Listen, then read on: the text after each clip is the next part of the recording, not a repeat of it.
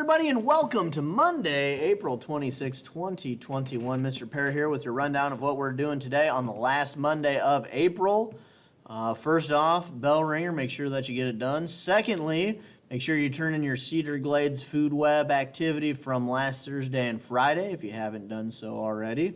And what we're going to be looking at today is what we call symbiosis, which is how different animals interact with each other. And some of the relationships that we classify them out as. So we'll look at some of those relationships, and then your homework assignment will have you identifying them in the assignment itself. So without further ado, let's start looking at that. I'm going to get the notes pulled up here. You can find them in the Schoology folder. They'll be posted on there along with everything else. So I need to pull it up there. Hey, there we go. It's full screen so you can see the words a little bit better. So symbiosis, what it is. Symbiosis boils down to 3 or 5 different types of interactions that we end up having. That's weird. It started out with a different part.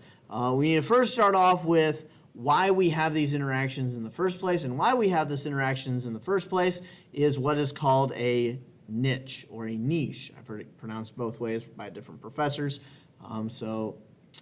Niche is usually like how I like to say it. But what it is that it's the role of the organisms in its habitat. It's its job. And that includes what type of food that it eats, how it gets that food, what organism that it also uses that food that it might encounter. It basically is how it interacts with the world. It's its niche. Going on with it. Symbiosis then specifically are the interactions between two species where there can be some benefit to at least one of them typically. Get something out of that relationship. Now, what happens to the other organism is left up to what interaction that they're having. Some cases the other organism might get something good out of it. Sometimes it might actually harm the organism. Sometimes the other organism might not care one way or another. But we got kind of 5 categories that we can look at of different types of symbiotic relationships here. The first one is competition, where there's a struggle between 2 organisms to survive as they attempt to use the same limited resource. Basically, this is natural selection. Competition is one of our forms of symbiosis. Usually it ends up with one thing benefiting a little bit because somebody becomes the victor. Somebody wins whatever the resource is, the other person loses. But both of them are going to get banged up in the process. So some examples, it could be like, we have our deers cracking their horns together, competition. You could have competition of birds battling over tree space. You could have a competition of a lion and a cheetah battling over the same type of gazelles, if that's the situation there. But they got to compete over something that is limited, and that's what drives the competition there to it. So that's our first one, competition. Second one is predation, which is where one thing eats another thing. One thing is benefiting. The predator benefits because it's the thing that's going to hunt and kill the other organism. The prey, which is the thing that gets eaten, is not going to be happy about it, is not going to have a good time with it. So any type of predator-prey relationship would end up working with it. Our example, we have a snake eating a mouse, we've got a cheetah eating a gazelle or an antelope. Any type of predator eating a prey would work. Wolf eating a deer. There's got to be one animal eating another animal there. Mutualism is our next type of symbiosis. That is a relationship where both species benefit by being a part of it. So there's lots of different examples. Our main one here is with the hippo and the little birds that ride on the hippos. The little birds that ride on the hippos eat the bugs off of the hippos. So the birds get a meal while the hippo gets rid of all of his bugs and stuff that crawls all over him. So it's a win-win. Hippo gets clean, bird gets some food out of it. You could also think about it like a bee in a flower. The bee gets the nectar from the flower for food, whereas the flower attaches its pollen to it, so it gets to be able to get a pollinator out of the deal with it. Basically, if you can find a way where both species benefit, it's going to be mutualism. It's based off the word mutual, which means benefit. We've got commensalism is the next one. This one's probably the weirdest one because a relationship where one species gets something good out of it, the other species gets nothing. It's not helped nor harmed in the process.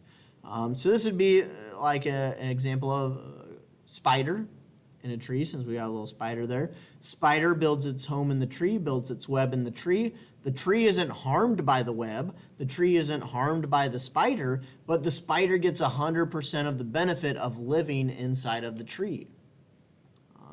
Another example is with whales and the little barnacles that attach themselves to whales.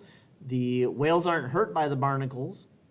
They probably don't even feel the barnacles because they're such a large creature there.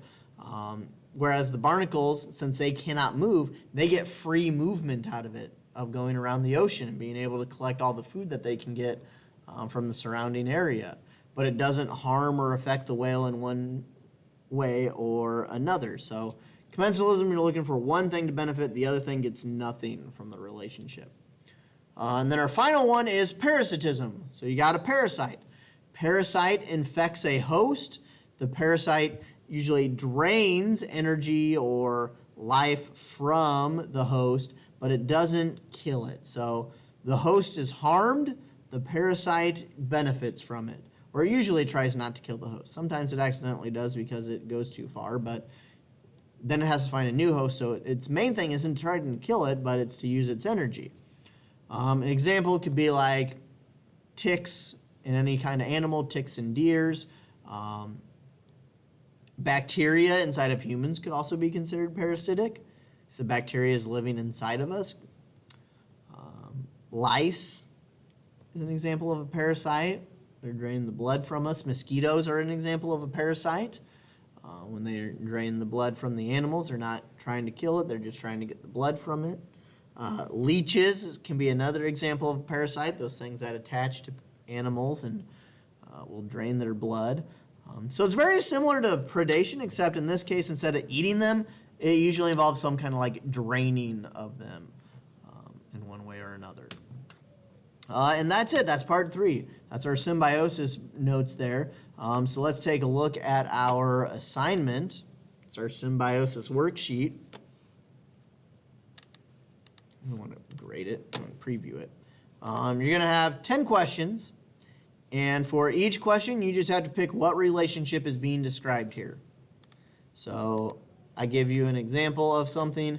You have to pick the correct, where that displays competition, commensalism, parasitism, predation, or mutualism in there. So 10 examples. If you want to know, there's 2 of each type in there. So you'll use competition twice, commensalism twice, parasitism twice, predation twice, mutualism twice. Throughout there. But yeah, and you hit submit and you'll see which ones you got right versus what you got wrong. You can attempt it again for a second time if you want, improve that score, but that's a quick little 10-pointer assignment afterwards. Tomorrow we'll look at our activity where we'll just be watching some videos and coming up with what the relationship is based off the video. So stay tuned for that if you're not going to be here tomorrow on Tuesday. But otherwise, if you have any questions, do not hesitate to email me. I hope you're doing well, staying safe, and I hope you're back here because it's almost the end of the year. So hopefully you're back in school sooner rather than later. But I will see you later. Bye.